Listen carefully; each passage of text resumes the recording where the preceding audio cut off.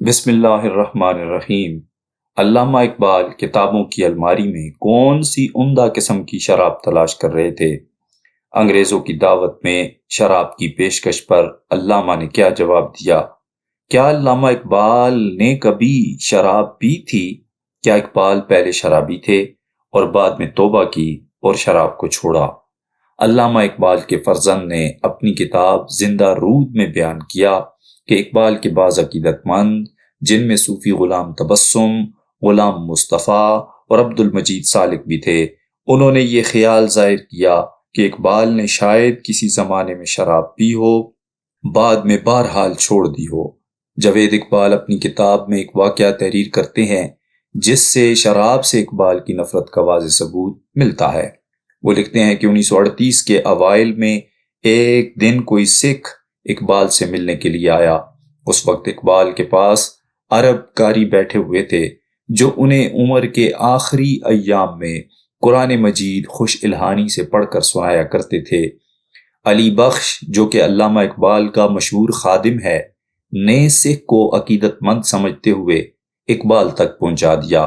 اقبال سے ملاقات کے دوران کچھ دیر تک تو وہ سکھ اقبال سے باتیں کرتا رہا، پھر کمرے سے نکل گیا اور علی بخش سے کہا کہ تانگے میں رکھی ہوئی بوتل اور گلاس اسے لا کر دے دو۔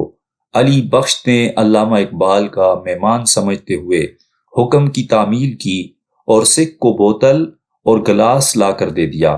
سکھ برآمدے میں کرسی اور میز لگا کر بیٹھ گیا اور بے دھڑک جام پر جام نوشے جاں کرنے لگا۔ 20-25 منٹ گزرنے کے بعد علامہ اقبال کو سکھ کا خیال آیا۔ علامہ نے سمجھا کہ شاید وہ چلا گیا ہے، اس لیے علامہ اقبال نے علی بخش کو بلا کر پوچھا کہ سردار صاحب چلے گئے ہیں؟ علی بخش نے جواب دیا، نہیں، وہ تو برآمدے میں بیٹھے شراب پینے میں مصروف ہیں۔ اس پر علامہ اقبال کا چہرہ غصے سے سرخ ہو گیا۔ بیماری کی حالت میں بنیان اور دھوتی پہنے وہ ایک دم بستر سے اٹھے اور باہر نکل گئے۔ عربکاری بھی ان کے ساتھ باہر بھاگا۔ اقبال نے آتے ہی سکھ کو گریبان سے پکڑنے کی کوشش کی۔ اسی کشمکش میں شراب کی بوتل فرش پر گر کر چکنا چور ہو گئی۔ گھر میں شور سن کر راکم بھی بھاگتا ہوا موقع پر پہنچا۔ سکھ علامہ کو انتہائی غصے کی حالت میں دیکھ کر ڈر گیا اور بھاگ کھڑا ہوا اور تانگے پر سوار ہو کر رفو چکر ہو گیا، لیکن اقبال غصے سے کانپ رہے تھے اور عربکاری نے انہیں تھام رکھا تھا۔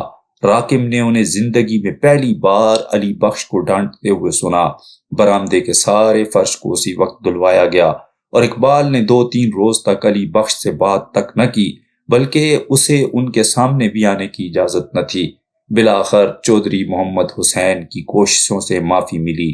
تاریخ میں اقبال کو جو شرابی کہا گیا، اس کی بنیادی وجہ یہ تھی کہ اقبال نے اپنی اندرونی کیفیت کو چھپانے کے لیے اپنے آپ کو شراب کی طرف مائل ظاہر کیا۔ اپنی شاعری میں بھی یوں ظاہر کیا جیسے وہ شراب سے لگاؤ رکھتے ہیں، اور اپنی ظریفانہ باتوں میں بھی یوں ظاہر کیا جیسے وہ شراب کو چاہتے ہیں۔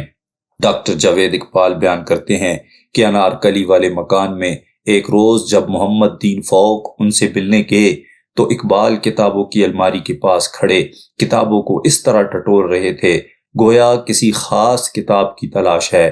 فوق نے کچھ دیر انتظار کیا، پھر بے چینی سے پوچھا کہ کس چیز کی تلاش ہو رہی ہے؟ جواب دیا، انگوری شراب کی ایک بوتل رکھی تھی، کل شمس العلماء مفتی عبداللہ ٹونکوی آئے تھے، دیکھ رہا ہوں کہیں وہ نہ لے گئے ہوں۔ لیکن یہ بات علامہ نے عذرائے مذاق کہی تھی۔ تاریخ دانوں نے اس سے اقبال کو شرابی سمجھ لیا۔ اقبال کسی مقدمے کے سلسلے میں غالباً 1912 میں کیمبل پور گئے۔ وہاں ان کے ایک دوست نے دعوت کا اہتمام کیا جس میں ان کے چند مقامی انگریز حکام بھی مدعو تھے اور شراب کا بندوبست بھی کیا گیا تھا۔ اس دعوت میں 13 سالہ شیخ اعجاز بھی موجود تھے جو ان دنوں اپنے والد کے ساتھ کیمبل پور گئے ہوئے تھے۔ ان کے بیان کے مطابق جب اقبال کو ان کے دوست نے شراب کا جام پیش کیا اور پینے پر اصرار کیا تو انہوں نے بلا جھجک کہا کہ جس شے کو میں نے یورپ میں رہ کر کبھی منہ نہیں لگایا، اب کیا پیوں گا۔ اس واقعہ سے ان لوگوں کا بیان بھی غلط ثابت ہو جاتا ہے جو یہ کہتے ہیں کہ اقبال نے کبھی شراب پی تھی اور بعد میں چھوڑ دی۔